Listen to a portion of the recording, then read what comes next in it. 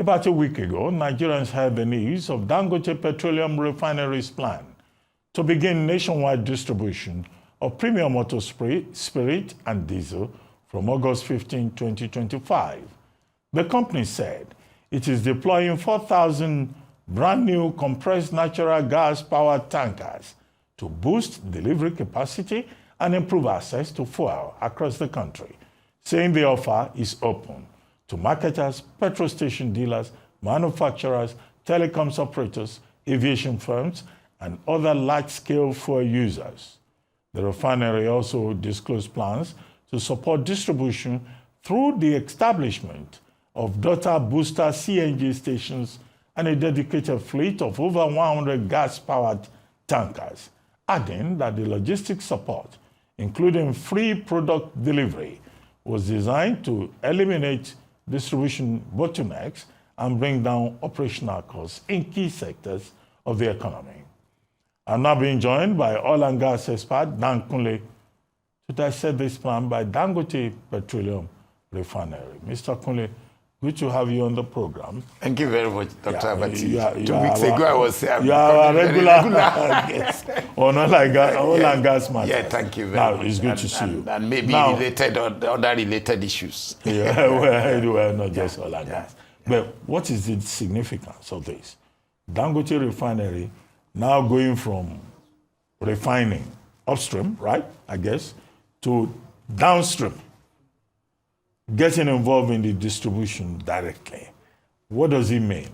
Dangote Refinery tells us, yes, it will reduce costs, is to help President Tinubu's renewed hope agenda, is to make life easier for the average consumer.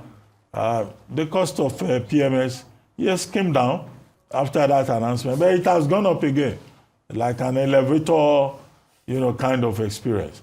So what is really significant about this? What is symbolic about it? Thank you very much, Dr. Abati. Since I have the opportunity and the privilege to come to repeat some of the previous emphasis I have articulated and the strategic importance at this critical stage of our economic development, the Dangote refinery is in the midstream, not upstream.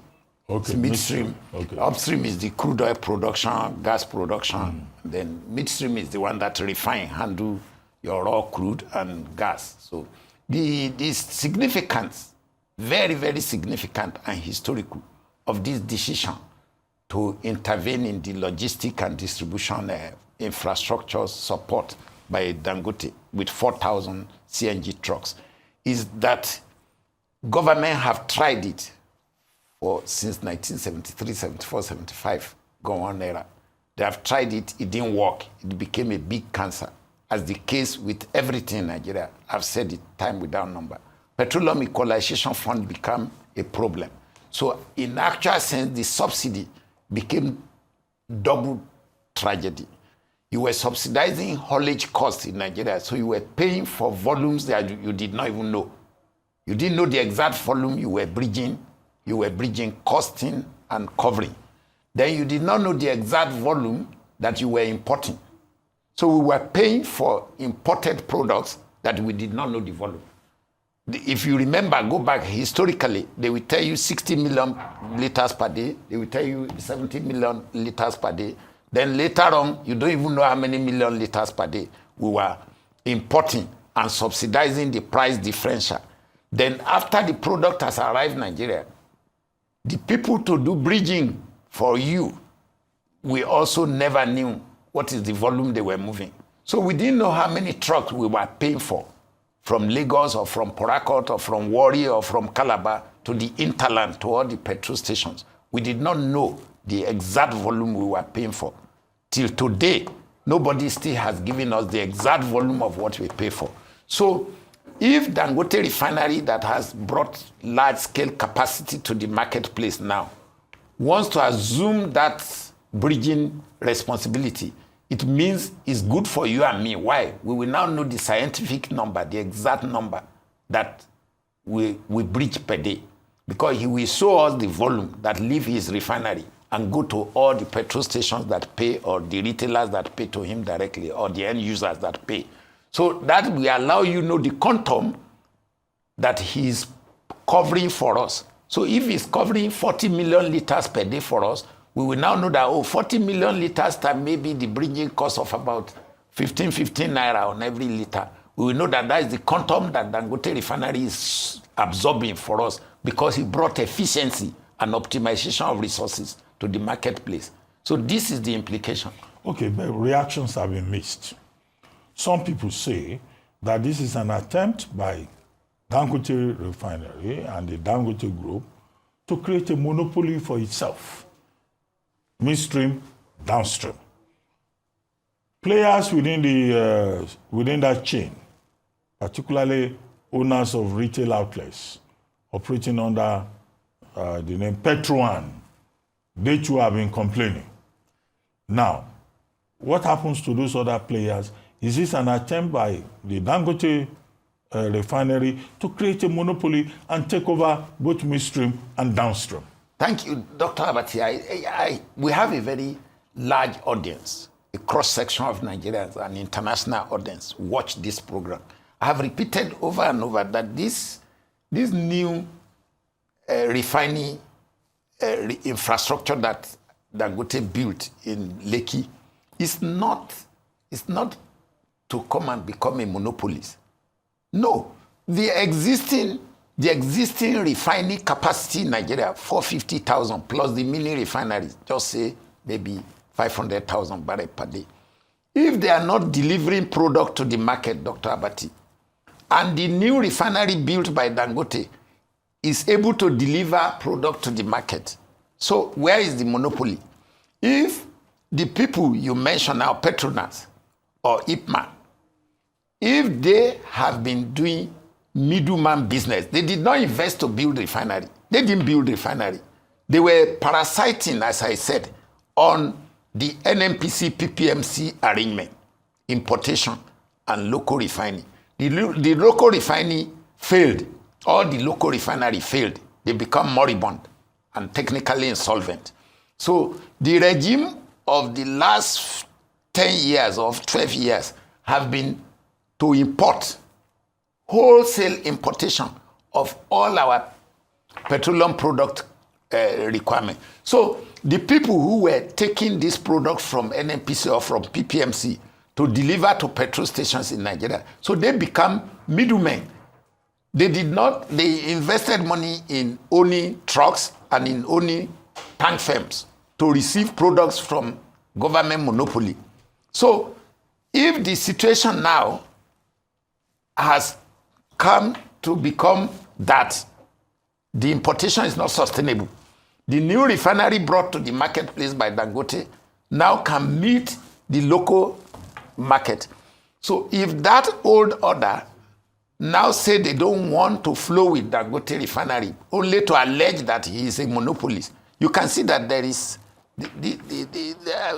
that ambiguity they are bringing. I don't know where they are bringing it from. The arrangement you were having before has come to it has reached an end. So I don't. They should. The Petrans should allow their petrol station owners to buy refined product directly from Dangote refinery. See, government owned that they rely on cannot deliver product to them now. So if you say these retail players within the value chain have no reason to complain, legitimate reason to complain at all, Doctor. How about the regulatory authority? We have a midstream and downstream regulatory authority. Now, where does this leave that midstream and regulatory authority? Thank you, Dr. Is the Dangote refinery trying to bypass that regulatory authority? No. And where does this leave other refineries, including government-owned refineries? Dr. Abati, thank you very much for bringing this. The regulatory authority, if you know what make up the current regulatory body, midstream, downstream regulatory authority are being formed from 3 existing statutory bodies. Part of PPRA become MDRA now. PEF, Petroleum Equalization Fund, become NMDRA now. And part of DPR, Department of Petroleum Resources, become this midstream, downstream regulatory authority. Because this very body were the one superintending over product importation and depot management in Nigeria. The current structure of the midstream downstream regulatory authority have lost moral and ethical status to even regulate the midstream downstream because they are compromised. They were the one that was approving allocation of importation.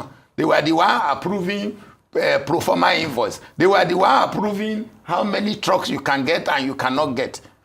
So the place is just due for overhauling.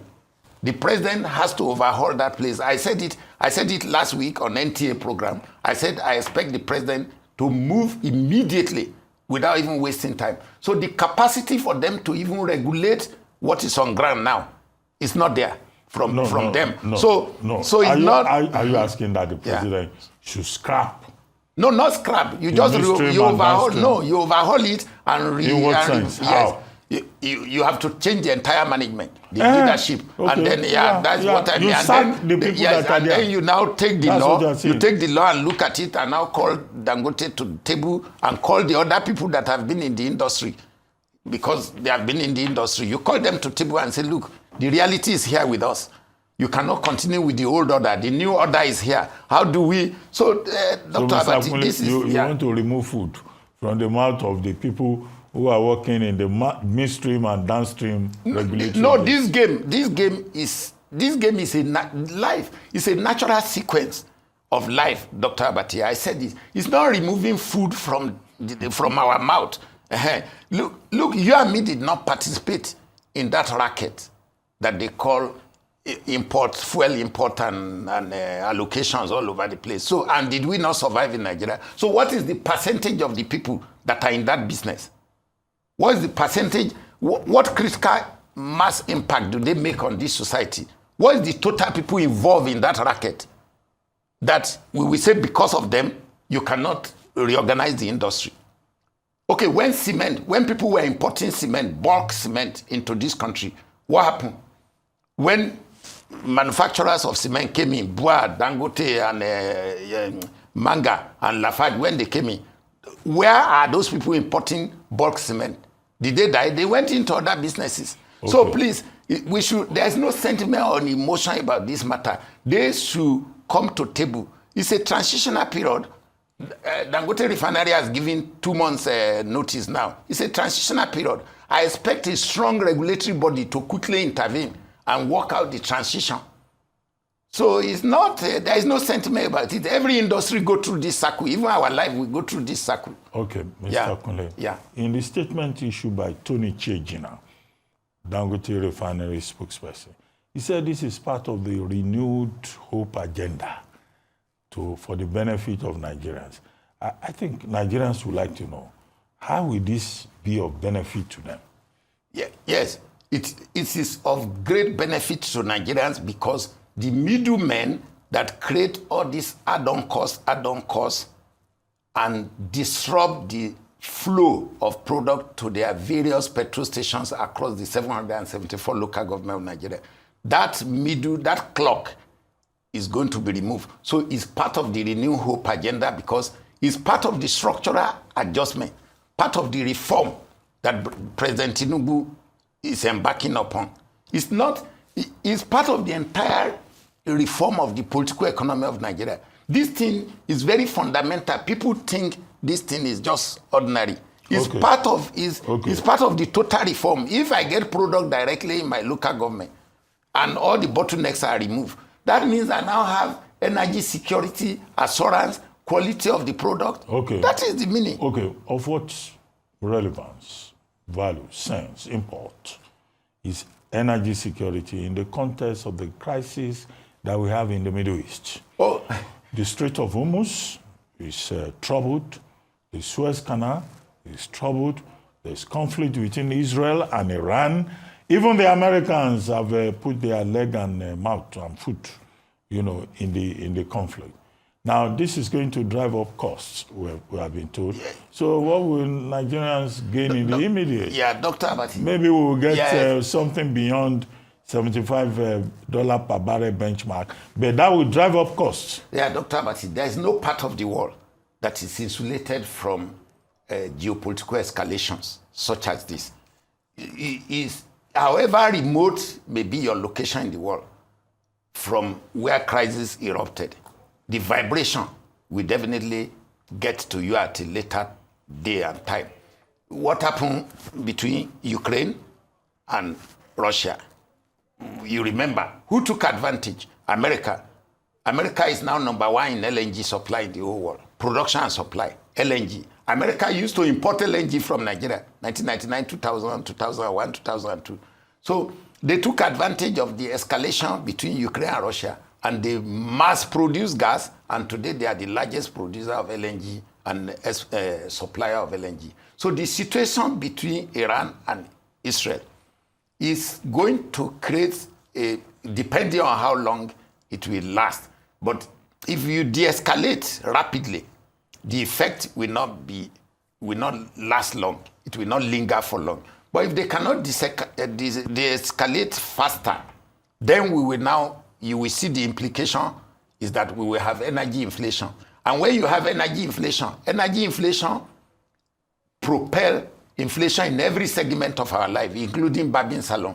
So I feel that Nigeria, by location, by geographical location, should take advantage if possible. Because if the escalation continue, there will be blockade in those straits of Hormuz you mentioned. And the flow of crude of about 26 million may be impaired. About 12 million white products passes through those channels every day. So they may be impaired. And once they are impaired, there will be shortage. So if Nigeria can rapidly increase production of crude and gas, we will earn some reasonable money to at least cover part of the deficit we are already having. So it's unfortunate that people are dying somewhere, some people are making gain out of their death. So I'm not happy about that escalation. It's not good, but okay, that is life. There will always be war. Still talking about the effect on the ordinary Nigerian. Yeah. Dangote refinery is saying, look, they will make available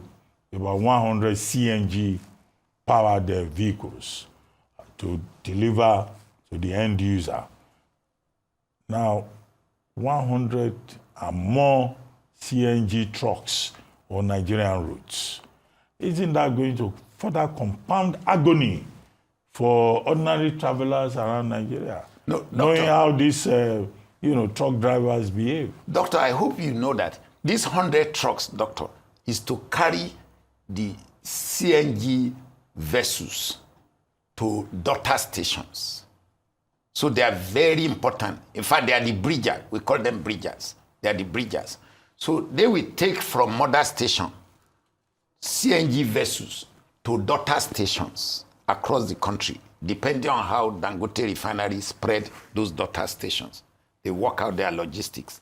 So the 4,000 trucks that takes CNG from anywhere, each of those trucks can do 1,400 kilometers before they look for the nearest daughter station to go and refill their fuel. Okay, the advantage of this, doctor, is more than the disadvantage. Dangote is the largest road builder in Nigeria today. So the roads are challenged over the years because you and me know the ecology, the soil, the water. So the mode of road construction in the past is changing. We have to go to concrete road. If you drive from Obajana to Kaba, my hometown, you will see it's concrete road. So it's solid road. So these 4,000 will further trigger road reconstruction in Nigeria. Because at the moment, to build railway that we move all these things, to build pipeline, it takes more capital, it takes more time. You can build road rapidly, faster than to build railway, than to build pipelines. So it's chicken and egg. You don't know which one to go, but the limited choice we have today is road. Okay. To move everything by road. Okay. That is the limited choice we have. Just to summarize the issue about oil and gas and Dangote's strategy with regard to distribution. Other players in the downstream sector, marketers specifically, met with the Minister of Finance and Coordinating Minister of the Economy. I think yesterday, where they presented their concerns, their grievances. Now, do you think that they have nothing to talk about and they are just afraid for nothing?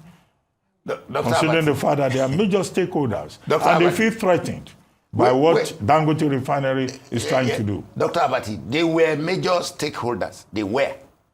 When the they are still in that market. They are stakeholders. They are. They are not going to fold up their business because of another man's business. We are not asking them to fold up. Dr. Abati, this thing is a natural sequence. Nobody asked them. Nobody. Look, Dr. Abati, let me tell you one thing. These people that have been importing and rentiering, what is the structure of their business? The minister for the coordinating minister for economy is a public office. Chief Wale Edu is holding that office on trust for us. Any group in Nigeria can go to visit him and say all their problems to him now. But when it comes to the nitty-gritties, he has to draw the line now. We are talking about economy here. The macroeconomic aspect of what they are doing, we know it. But when it comes to the nitty-gritty, we also know that is beyond what they are talking about. So they can visit. This is democracy. Nobody is stopping anybody from visiting the minister. But the issue is this, my brother. 20 million litre they claim. I read it. I'm even happy you brought the question. They say they are doing 20 million litres per day. The same people told us they were doing 60 million, 70 million litres per day in the past. All those companies that visited, they should show us their balance sheet in the last 5 years. Their profit and loss account in the last 5 years. They should show their tax remittances in the last 5 years. So the same way the National Assembly, Senate is challenging NNPC now to come and explain the historical record of $210 trillion. So each of these companies that their chief executive goes to see the minister, they have freedom. This is democracy. They can go. But they should show us their activities in the last 5 years. They should publish their account. We want to see it. We want to see where is their capital, what are their investment, what value have they added to the economy. Okay. If I'm part of the rentier, I will not be talking like this. It's because I know I'm not part of the rentier. Okay, Mr. Kunle, we take this to be a developing story. Exactly. So let's see how... We are open to both sides of the story. Yeah, I like that. The marketers, Dangote refinery, and other stakeholders, including the regulatory authority, in this matter. Yeah. But, thank you. We thank you very much for giving me the opportunity. Thank you very much. Commenting on this matter. Thank you very much. Thank you.